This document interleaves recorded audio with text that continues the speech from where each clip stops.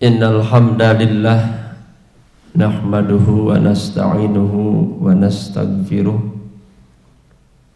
wa na'udzu billah min syururi anfusina wa min sayyiati a'malina may yahdillah fala mudhillalah wa may yudlil fala hadiyalah. Asyhadu an la ilaha illallah wahdahu la syarikalah wa asyhadu anna Muhammadan abduhu wa rasuluh alladzi la nabiyya ba'dah, amma ba'du. A'udzu billahi minasy syaithanir rajim. Wa'bud rabbaka hatta ya'tiyakal yaqin. Hadirin ikhwati iman jamaah subuh yang dirahmati Allah Subhanahu wa ta'ala. Alhamdulillah, dengan izin Allah pada subuh ini kita bisa kembali melaksanakan program kuliah subuh yang sudah rutin kita laksanakan beberapa tahun yang sebelumnya.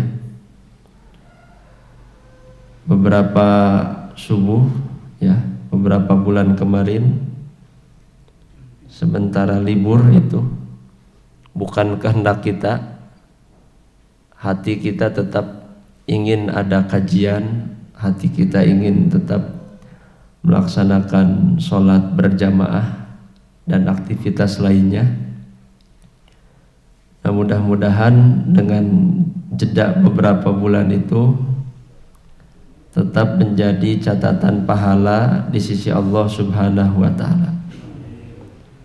Karena sebagaimana yang disabdakan oleh Nabi Shallallahu Alaihi Wasallam, kata beliau, apabila seorang hamba itu sakit atau melaksanakan safar, maka ketika sakit dan safarnya akan dicatat oleh Allah amalan-amalan yang biasa dilakukan ketika sehat dan ketika mukim. Itu pun dengan catatan kalau kita rutin ya, rutin. Misalnya masjid ini rutin mengadakan kajian Sabtu subuh. Karena ada corona ya, beberapa subuh, beberapa bulan, tidak sampai tahunan ini, maka tetap pahalanya dicatat oleh Allah. Itu pun kalau rutin ya, kalau rutin. Kalau yang hadirnya kadang hadir, kadang tidak, nah ini tidak dicatat pahala. Seperti orang yang biasa melaksanakan sholat sunnah ketika mukim, sholat sunnah rawatib yang ba'da subuh, qabla subuh, ba'da zuhur, qabla zuhur, pada maghrib, pada isya. Ternyata safar, ketika safar tidak ada rawatib itu kecuali sholat subuh ya, qabla subuh. Maka ketika safar pun dicatat oleh Allah melaksanakan sunnah rawatib. Nah, itulah hebatnya ajaran Islam ya, selalu memperhitungkan berbagai kemungkinan. Ketika ada halangan, kalau memang itu perbuatannya rutin dilakukan, tetap akan bernilai pahala. Hadirin ikhwatu iman jamaah subuh yang dirahmati Allah, sebagaimana biasa di Sabtu yang kedua kajian kita membahas seputar akidah Islamiyah,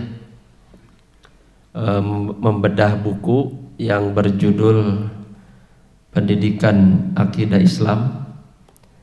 Hanya untuk pengantar kali ini tidak akan dulu membahas buku ya, karena kebetulan juga tidak terbawa bukunya.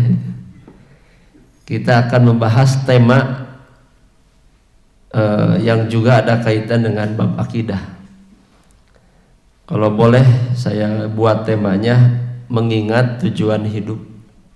Nah, ini temanya. Mengingat tujuan hidup kita di alam dunia ini. Tema ini banyak kita temukan dalil-dalilnya. Yang paling mudah dulu ya, yang paling sering kita baca di dalam sholat, bahkan setiap sholat, yaitu surat Al-Fatihah. Di dalam surat Al-Fatihah yang 7 ayat, kita membaca iyyaka na'budu wa iyyaka nasta'in. Kalau kita artikan, hanya kepadamu kami beribadah dan hanya kepadamu kami memohon pertolongan. Berapa kali satu hari kita membaca ini? Minimalnya sholat wajib saja 17 kali, karena satu hari 17 rakaat minimal itu. Ditambah sholat sunnah rawatib 10 misalnya, bagi yang rutin 27. Ditambah lagi sholat malam bagi yang rajin 11 misalnya, jadi 38. Ditambah yang hadir ke masjid 5 waktu sholat tahiyatul masjid 2 kali 5 48. Ditambah lagi syukrul wudhu bagi yang rajin itu ya. Misalnya satu hari satu kali 50. Yang rajin lagi sholat duha lebih dari 50. Ini selalu kita nyatakan dalam sholat, yaitu hanya kepadamu kami beribadah dan hanya kepadamu kami memohon pertolongan. Maka dari ayat ini kita berkesimpulan, termasuk di dalam kitab tafsir pun dijelaskan, bahwa ibadah itu harus didahulukan sebelum kita memohon kepada Allah Subhanahu wa ta'ala. Sebelum kita berdoa memohon baik itu kesehatan, memohon keturunan yang soleh, memohon rizki yang baik, maka awali dengan beribadah. Dahulukan ibadah sebelum memohon pertolongan kepada Allah Subhanahu wa ta'ala. Itu dalilnya. Iyyaka na'budu wa iyyaka nasta'in. Nah, inilah tujuan hidup kita, diciptakan oleh Allah Subhanahu wa ta'ala untuk beribadah hanya kepada Allah. Dikuatkan oleh Allah di dalam surat Al-Baqarah ayat 21 ya. Allah menyeru seluruh manusia, ya ayyuhan nas, wahai manusia. Jadi kewajiban beribadah bukan untuk umat Islam saja ya. Seluruh manusia hukum asalnya wajib beribadah. Ya ayyuhan nas u'budu rabbakum.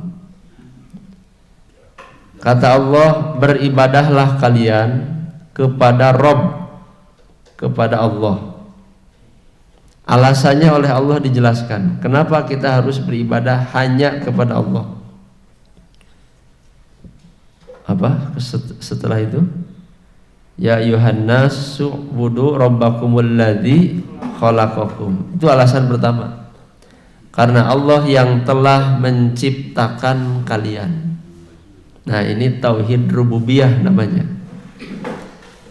Tauhid rububiyah, kesadaran diri dari kita bahwa Allah yang menciptakan. Alladzi khalaqakum, menciptakan kalian. Walladzina min qablikum, dan orang-orang sebelum kalian.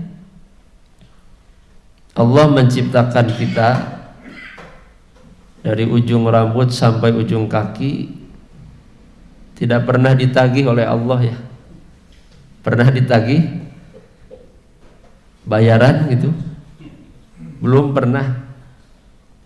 Tumbuh dari setetes mani ya, disimpan di dalam rahim, kemudian dikeluarkan oleh Allah melalui perut ibu, asalnya tidak tahu apa-apa, tumbuh menjadi anak, remaja, dewasa, sampai sekarang sudah tua.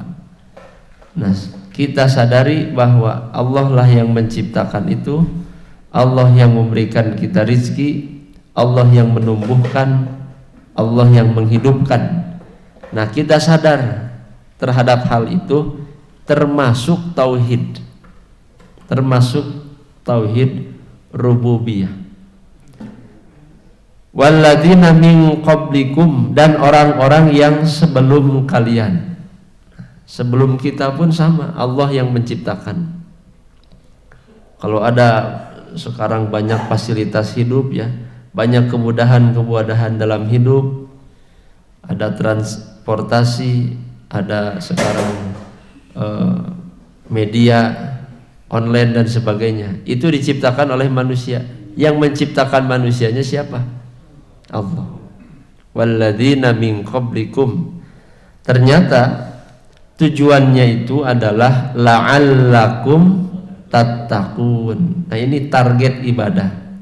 Seluruh ibadah yang Allah syariatkan kepada kita, la'allakum tattaqun, agar kalian bertakwa.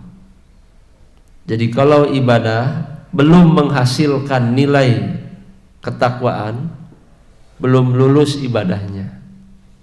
Kalau belum lulus apa? Ujian lagi, ulang deui sampai terus.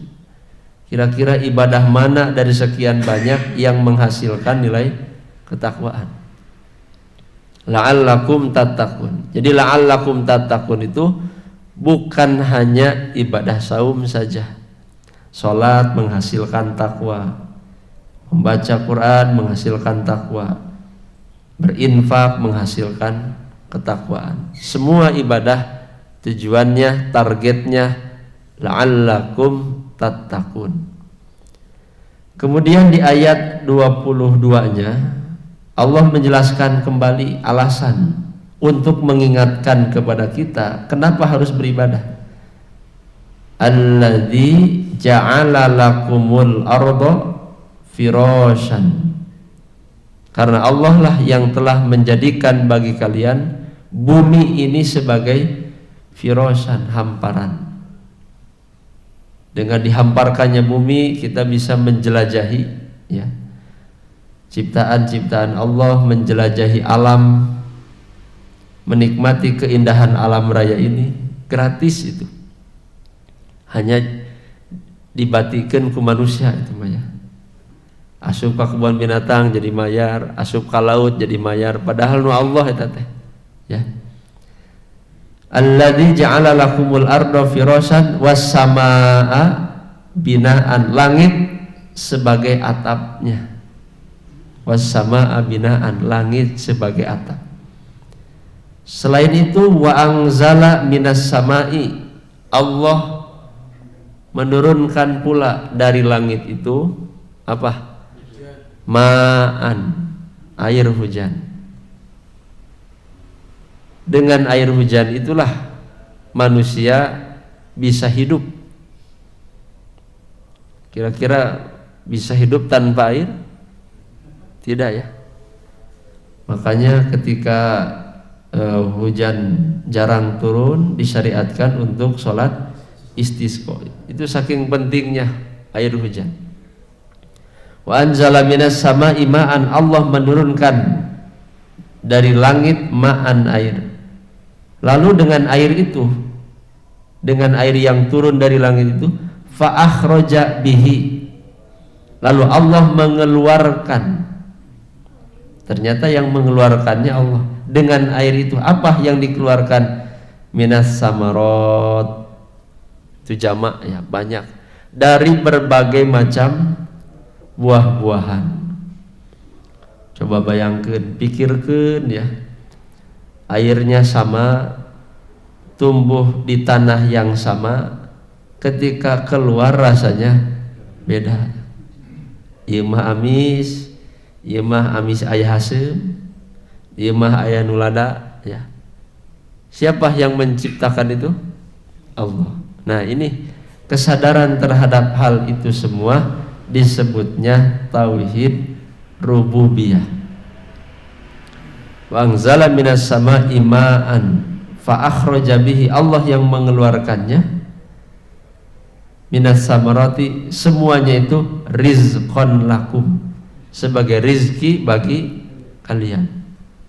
Maka di akhir ayat Allah mengatakan fala taj'alu lillahi angdadan, maka janganlah kalian menjadikan bagi Allah andadan, tandingan-tandingan. Terus jelas kan, yang sangat-sangat berjasa menghidupkan kita, menumbuhkan kita, mengatur rizki kita, memberikan segala fasilitasnya buat kita adalah Allah. Fala taj'alu lillahi, mun apal kitu mah jangan menjadikan Allah sebagai, jangan menjadikan tandingan-tandingan bagi Allah. Wa antum ta'lamun, sedangkan kalian mengetahui. Kesadaran inilah yang harus selalu kita tanamkan ya dalam kehidupan untuk memupuk keimanan, menguatkan ketauhidan. Kalau orang sadar terhadap hal itu semua, maka akan sadar pula tentang kewajiban dirinya kepada Allah, yaitu beribadah hanya kepada Allah. Kemudian di ayat yang lain masih kaitan dengan dalil ibadah, di surat Az-Zariyat 56 ya, Allah membatasi tujuan hidup manusia. Wa ma khalaqatul jinna wal insa illa liya'budun. Nah, ini tujuan hidup manusia itu dibatasi oleh ayat ini. Aku tidak menciptakan jin dan manusia kecuali agar mereka beribadah kepadaku.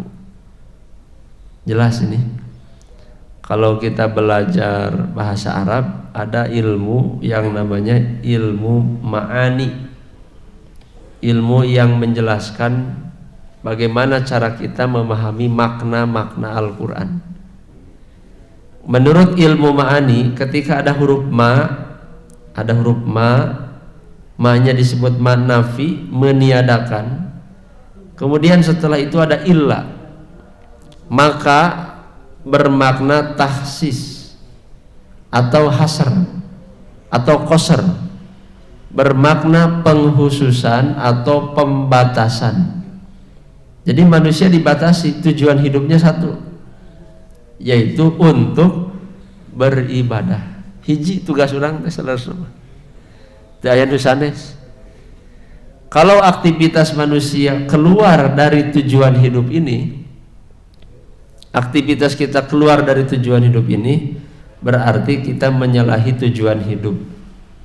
Karena Allah menciptakan manusia hanya untuk satu tujuan, liya'buduni, untuk beribadah kepadaku, hanya kepada Allah saja. Jelas ayat ini ya. Kemudian sampai kapan? Nah, pertanyaannya, dugi ka iraha orang kedah ibadah ka Allah teh harus sampai berapa tahun? Maka di ayat yang tadi dibacakan, wa'bud rabbaka hatta ya'tiyakal yaqinu, beribadahlah kamu kepada Rabb, kepada Allah, sampai datang kepadamu al-yakin. Al-yakin di sini menurut ahli tafsir al-ajal, ajal, sampai datangnya kematian. Nah, kalau orang sudah meninggal sudah selesai ibadah, nanti akan bertemu dengan alam akhirat, masuk terlebih dahulu ke alam kubur. Di sana akan ditanya dengan beberapa pertanyaan, akan diperlihatkan surga, akan diperlihatkan neraka, tungguan di alam kubur sampai datangnya hari kiamat, kemudian berkumpul di mahsyar, lalu akan melalui hisab, mizan, kemudian haud, ya, telaga, lalu akan melewati sirat. Setelah itu tempat persinggahan terakhir antara surga dan neraka. Nah itu, ya, sampai datangnya kematian, sampai di sanalah tugas kita beribadah kepada Allah Subhanahu wa taala. Berarti lama atau sebentar ibadah teh? Seberapa tahun dah? Ya, beda-beda ya jatahnya itu. Ada yang usianya 50 tahun, berarti ibadahnya sampai 50. Ada yang 60, ada yang 70, ada yang lebih dari 70 oleh Allah. Kenapa ini belum meninggal juga? Bisa jadi Allah masih memberikan kesempatan. Sok tah dipasihan keneh jatah usia. Hatta ya'tiyakal yakin, sampai datang kepadamu al yakin. Karena itu sebetulnya umat Nabi Muhammad itu sangat istimewa, ya, istimewa kalau kita membandingkan dengan umat yang sebelumnya. Apa istimewanya? Istimewanya umat Nabi Muhammad, ibadahnya ringan-ringan, pahalanya berlipat-lipat. Percanten teh? Karena percanten dalil ini. Istimewanya umat Nabi Muhammad, ibadahnya ringan, pahalanya berlipat-lipat. Sholat saja, ambil beberapa contoh ya. Sholat dalam sehari berapa kali? 5. Pahalanya berapa? 50. Tuh. Sholat dengan 5, pahalanya 50. Itu kan ada dalilnya. Man jaa bil hasanah, barang siapa yang melakukan satu kebaikan, falahu asyru amsalihha, bagi dia akan dilipatkan menjadi 10 kali lipat. Umat Nabi Muhammad itu istimewa kan? Ringan amalnya. Kadang-kadang tadi ya, yang tadi itu ketika sakit, ketika safar, tidak sempat beribadah yang rutin biasa, Allah tetap mencatatnya pahala. Bagi umat Nabi Muhammad, bumi atau tanah bisa dijadikan sebagai alat untuk bersuci. Di mana saja melaksanakan sholat silahkan. Umat sebelumnya gak begitu, sholatnya khusus tempatnya ada. Umat Nabi Muhammad bebas. Itulah keunggulan, keistimewaan bagi umat Nabi Muhammad. Hadirin ikhwati iman yang dirahmati Allah Subhanahu wa taala. Selanjutnya kita akan coba memahami ulang apa sebetulnya yang dimaksud dengan ibadah. Karena kita sudah tahu apa alasan beribadah, kemudian sampai kapankah kita beribadah, lalu juga kita tahu bahwa tujuan hidup kita hanya satu, yaitu untuk beribadah. Berarti kita harus memahami secara utuh, tidak setengah-setengah, apa yang dimaksud dengan ibadah. Pada umumnya, ini pada umumnya ya, orang memahami ibadah itu aktivitas perbuatan yang sifatnya ritual, seremonial.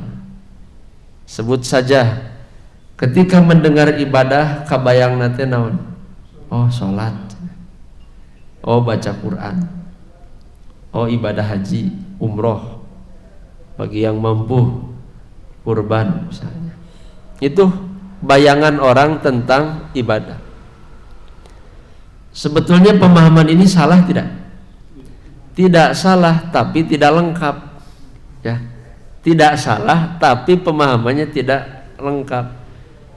Mencek bahasa ayeuna mah tidak komprehensif, tidak menyeluruh. Kalau ibadah hanya dipahami sedemikian sempit. Karena itu kita perlu memahami ulang apa yang dimaksud dengan ibadah itu. Sudah pernah kita bahas di buku yang berwarna biru, judulnya Risalah Ibadah dalam Islam. Di sana saya kutip perkataan Ibnu Taimiyah yang saya anggap definisi ini sangat menyeluruh. Apa itu ibadah? Kata Ibnu Taimiyah, kita simpulkan 3 kata kunci ya. 1, kata beliau, ta'atullahi, bahwa ibadah adalah ketaatan kepada Allah. Harta sakit. Jadi ibadah itu ketaatan kita terhadap Allah Subhanahu wa taala. Poin kedua, bagaimana cara menunjukkan ketaatan kepada Allah? Poin keduanya, bimtisali ma amarallahu bih, dengan cara melaksanakan apa yang Allah perintahkan.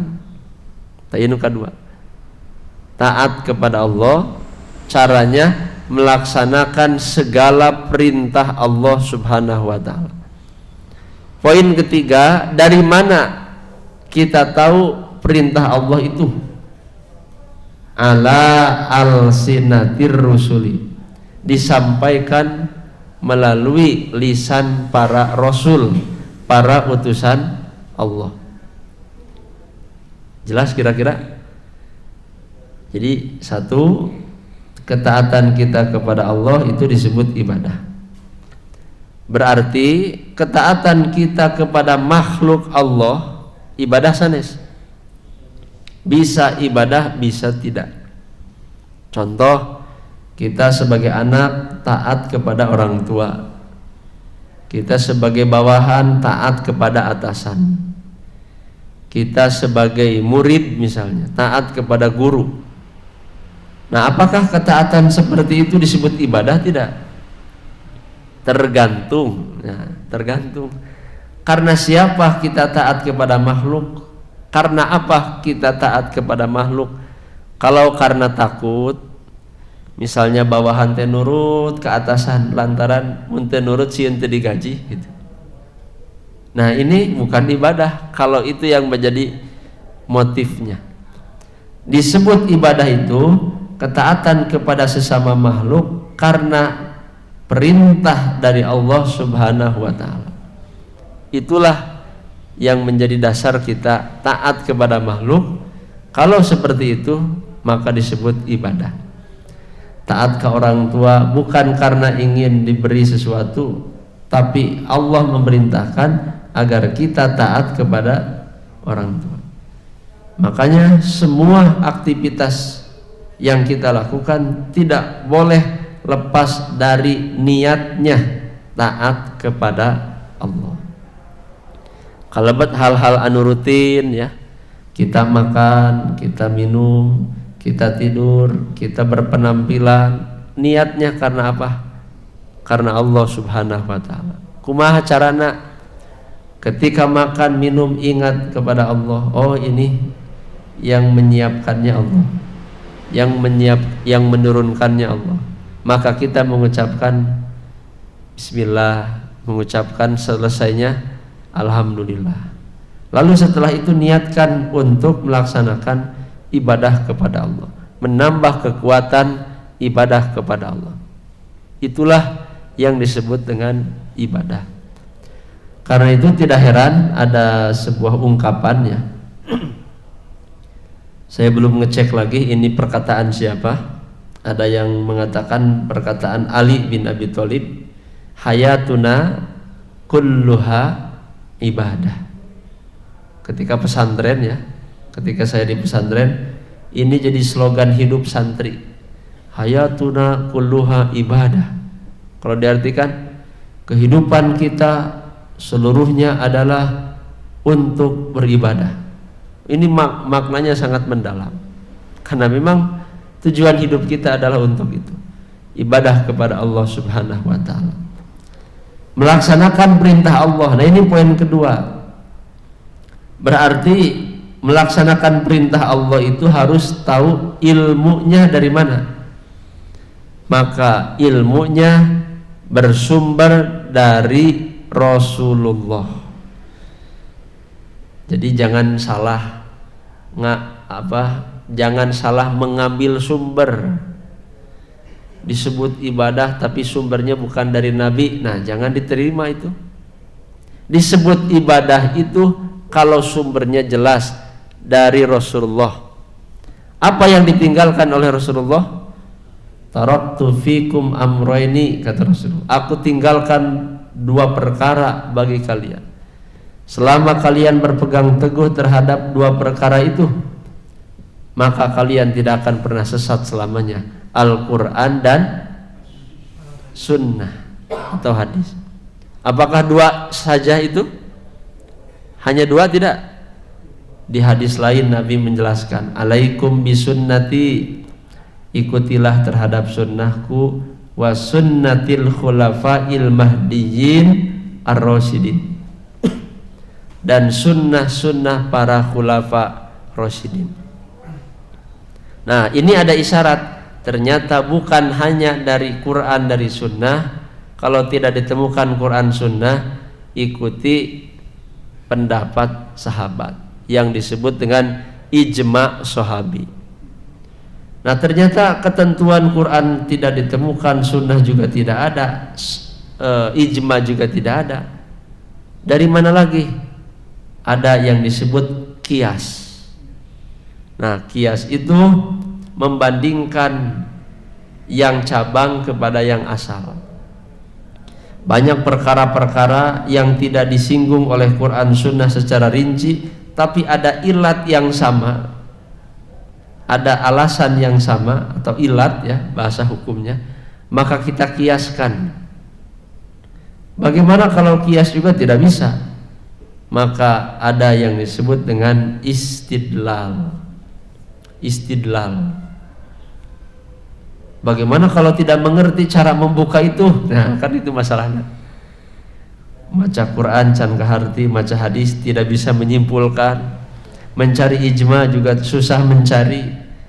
Maka Quran memberi isyarat, pas'alu ahla dzikri in kuntum la ta'lamun. Nah, ini isyarat Quran. Tanyakan oleh kalian kepada ahli zikri, kepada ulama, jika kalian tidak mengetahui. Andai kata kita ragu dengan satu ibadah, apakah betul ini ibadah, bagaimana cara melaksanakannya, kapan dilakukannya, ragu tentang hal itu, maka sebelum melaksanakannya tanyakan kepada ahli zikri jika kalian tidak mengetahui. Jadi alternatifnya 2, badai jantan mujtahid, orang yang langsung menyimpulkan hukum-hukum Allah dari Quran, dari sunnah, ijma, qiyas dan istidlal. Atau yang kedua, menjadi muttabi, pengikut.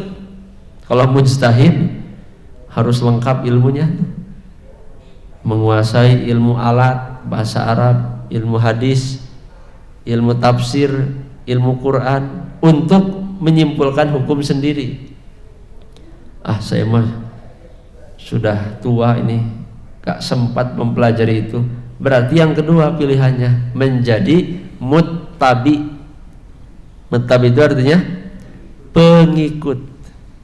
Kalau muttabi, minimalnya kita bertanya kepada ahli ilmu, lalu kita mengikuti ahli ilmu itu yang berdasarkan dalil yang jelas, metodologi menyimpulkan hukumnya.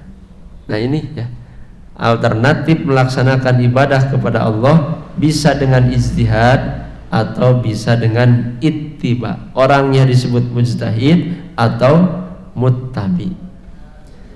Itulah penjelasan singkat yang dijelaskan oleh Ibnu Taimiyah. Nah, selanjutnya ini ada hasil ijtihad yang dilakukan oleh ulama berdasarkan dalil-dalil Quran dan Sunnah. Ulama menyimpulkan ibadah itu ada 5 macam, diklasifikasi ya. dibagi. Yang pertama ada ibadah i'tiqadiyah. Ulangi, nanu kaji. I'tiqadiyah pakai ain ya. Sesuatu yang berkaitan dengan keyakinan. Nah, ini ibadah nih. Apa contohnya? Ibadah i'tiqadiyah itu contohnya kita meyakini sepenuh hati dengan seyakin-yakinnya Allah yang telah menciptakan, yang menghidupkan, yang mengurus alam raya ini, yang mengatur kehidupan, yang memberi rizki. Kesadaran ini termasuk ibadah juga. Namanya ibadah i'tiqadiyah. Sesuatu yang berkaitan dengan keyakinan. Yakin bahwa Islam agama yang benar, yakin Muhammad Rasulullah teladan yang baik, yakin Al-Quran pedoman hidup yang akan menyelamatkan. Keyakinan seperti ini ibadah juga, disebutnya ibadah i'tiqadiyah.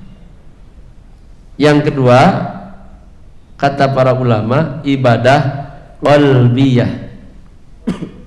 Qalbiyah itu artinya ibadah yang terikat, yang berkaitan dengan hati. Walaupun fisik tidak ibadah, hati mah tong libur ibadah. Ya. Kalau kita sholatnya hanya 5 waktu, itu juga tidak lebih dari 10 menit. Rata-rata kan di bawah 10 menit sholat itu. Berarti sisanya, katakanlah saja paling lama 23 jam itu dalam sehari digunakan untuk ibadah yang mana? Maka yang paling besar peluangnya ibadah qalbiyah, ibadah yang berkaitan dengan hati. Naon contohna? Di antaranya apa? Zikir kepada Allah dengan hati. Yang kedua, mahabbah, tingkatkan rasa cinta, tapi kasaha ke Allah. Cinta kepada selain Allah itu menyakitkan ya. Makanya ada nyanyian, cinta yang hakiki adalah cinta kepada Allah. Bahkan menjadi syarat manisnya iman itu cinta kepada Allah, lebih didahulukan daripada yang lain. Selain mahabbah juga ibadah hati itu roja, berharap. Jangan berharap kepada makhluk, itu akan berujung kepada kekecewaan ketika tidak terpenuhi. Berharaplah kepada Allah. Jadi ibadah yang kita lakukan itu jangan kosong dari harapan. Ini sering kita bahas ya. Tong kosong tina harapan kepada Allah dalam ibadah. Datang ke masjid sing seueur ngaharapkeun ti Allah Subhanahu wa taala. Yang keempat, contoh yang lainnya khauf. Apa itu khauf? Merasa takut. Kalau kita tidak beribadah, takut Allah akan murka, takut siksaan Allah, takut azab Allah. Itu juga ibadah. Kemudian qanaah. Qanaah, sikap menerima apa adanya dengan yang Allah berikan. Kemudian juga sikap khudu', tunduk kepada Allah. Kemudian ridho. Nah, termasuk ini menghadapi COVID-19 ini ya. Kalau orang yang tidak kuat imannya, lemah ibadah qalbiyahnya, mungkin akan aral ya. Apalagi ini menghalangi penghasilan. Nah, ini jadi syirik ini. Ya. Gara-gara COVID jenah penghasilan jadi turun. Nah, ini berarti tauhid rububiyahnya lemah sekali, menyandarkan penghasilan dari pekerjaan, padahal siapa yang memberi rezeki? Allah. Bisa jadi Pak, pada melanah eureun gitu nya, atau ngurangan, rezeki tidak akan pernah dihentikan oleh Allah. Rezeki yang Allah siapkan moal libur eta mah. Walaupun pekerjaan kita terganggu misalnya dengan adanya Covid ini. Nah, hati-hati orang yang ibadah qalbiyah ridho menerima bahwa ujian ini didatangkan oleh Allah Subhanahu wa taala. Sebagai apa? bagi orang beriman, kata Nabi, ini akan menjadi khairun.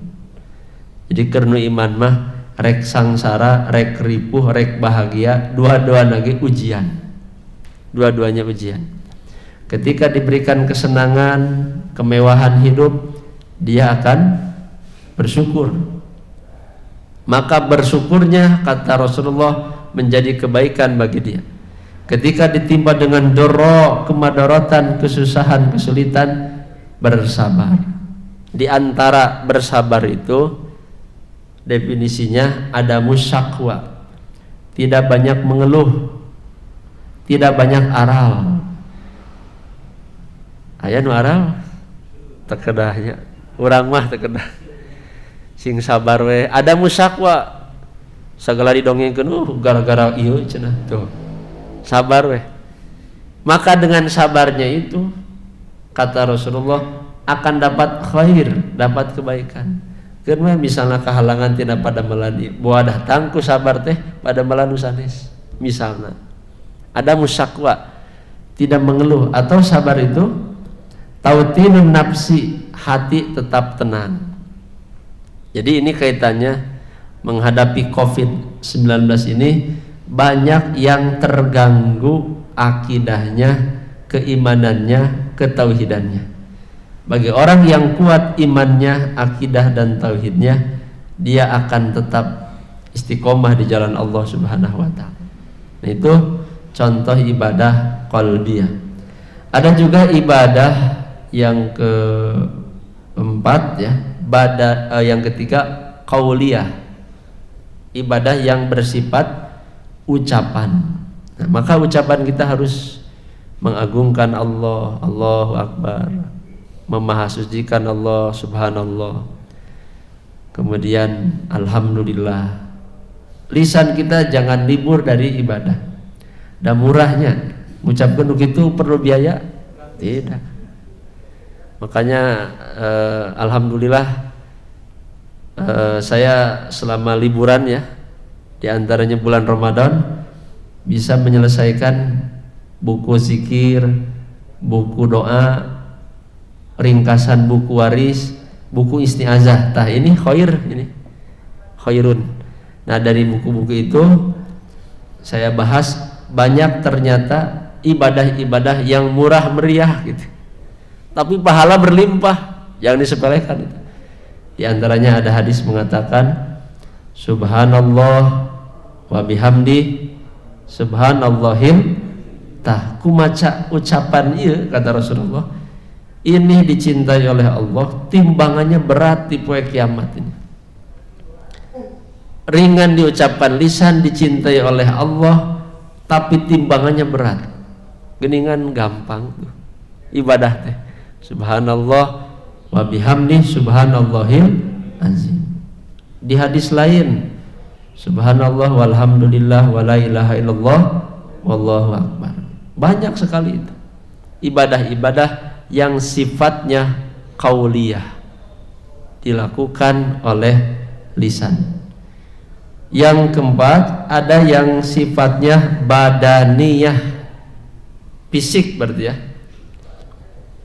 Misalnya haji, umroh, sholat, itu kan harus bergerak fisik kita. Makanya saya tidak sependapat kalau ada yang mengatakan ibadah haji dan umroh bisa dibadalkan.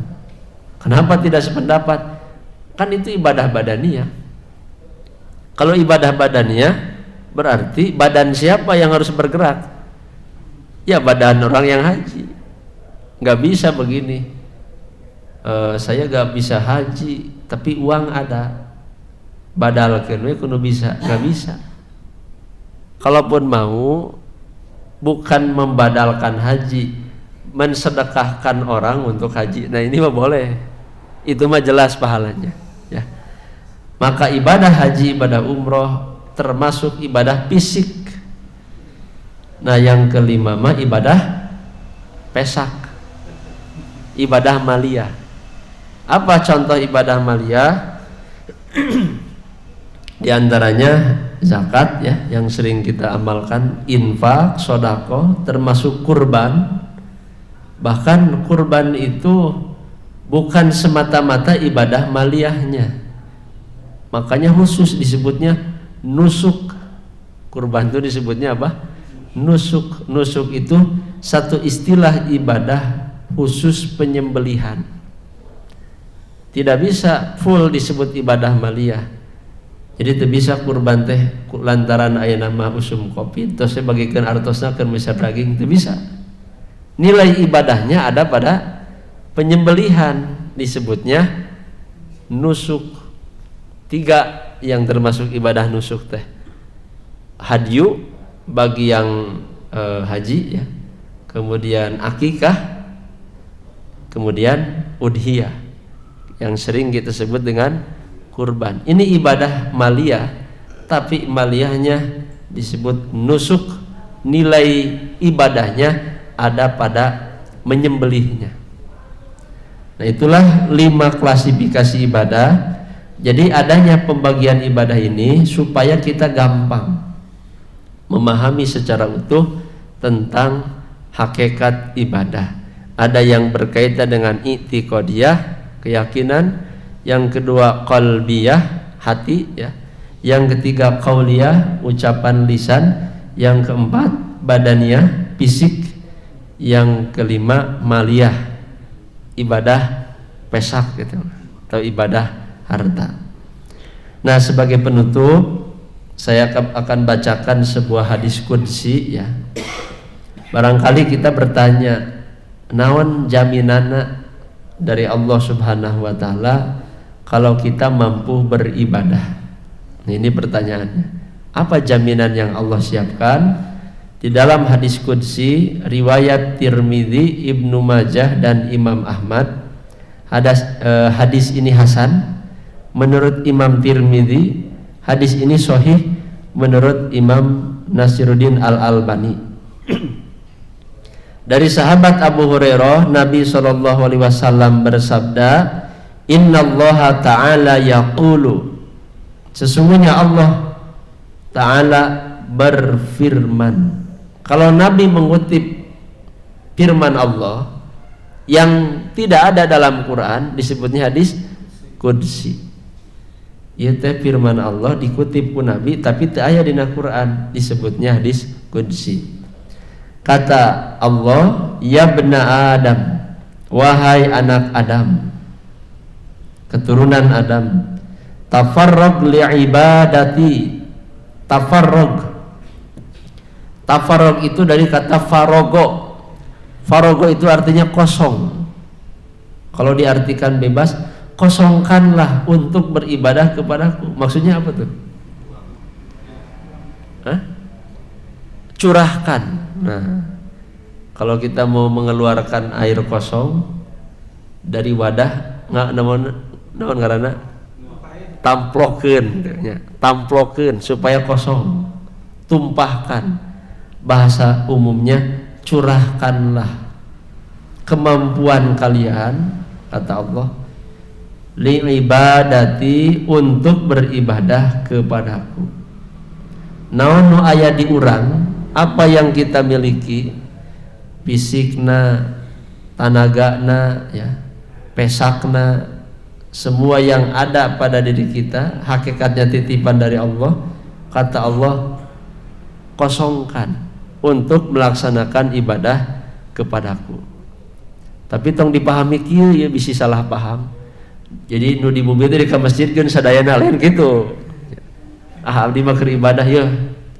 Tos teu gaduh naon, lain kitu pemahaman. Apa yang kita miliki dari rumah, kemudian yang kita miliki berupa kendaraan, gunakan semua itu sebagai media beribadah kepada Allah. Bukan media kesombongan, bukan media kemewahan. Karena itu dalam hadis bisa jadi kendaraan yang kita pakai itu ada 3 kemungkinan katanya. 1 bisa jadi dosa kalau sombong. Yang kedua bisa jadi penutup rasa malu ya. Abdi mah isin meser ieu weh, penutup rasa malu. Yang ketiga bisa menjadi pahala. Nah, maka apapun yang kita miliki, sok sanajan HP saageng kieu, Pak. Lumayan ieu teh milarian bahan khutbah kan. Tuh. Gaduh mobil, gaduh motor harus digunakan untuk mencari nafkah yang halal.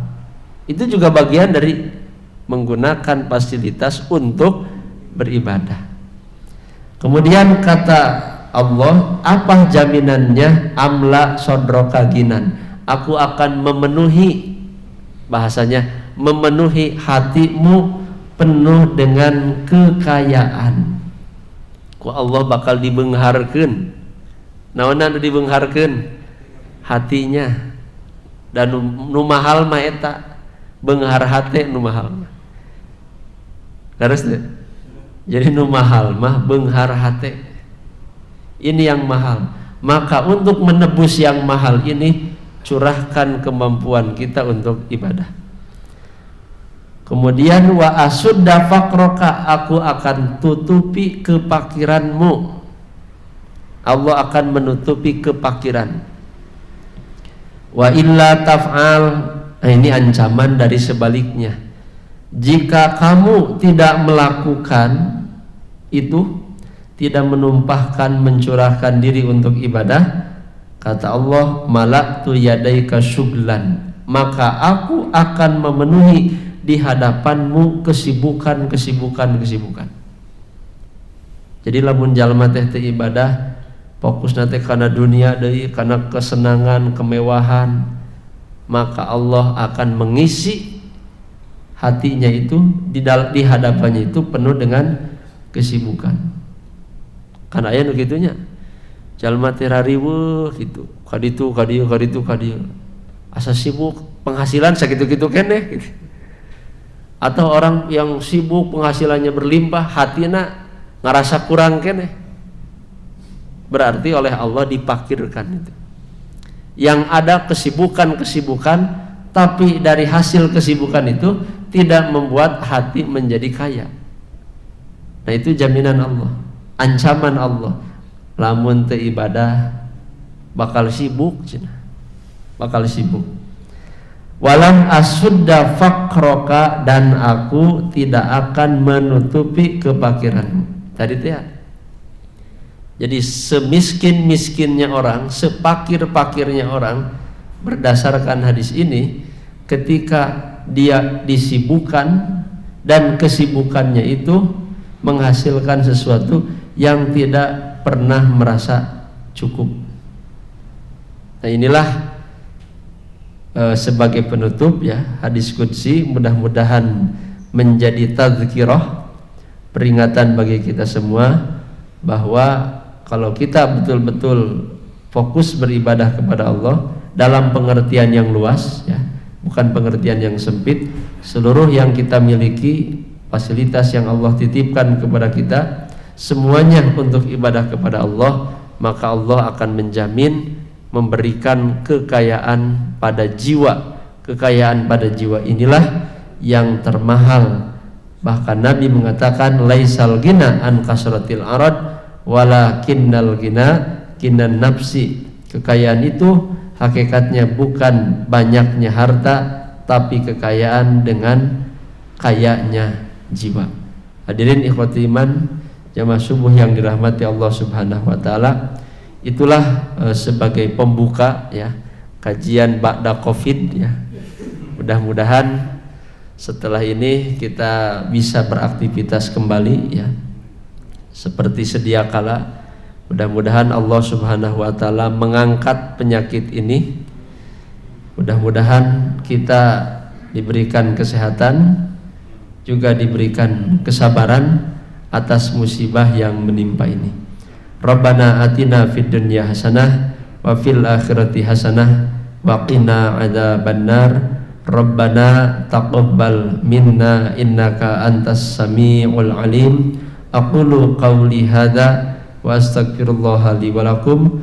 Assalamualaikum warahmatullahi wabarakatuh.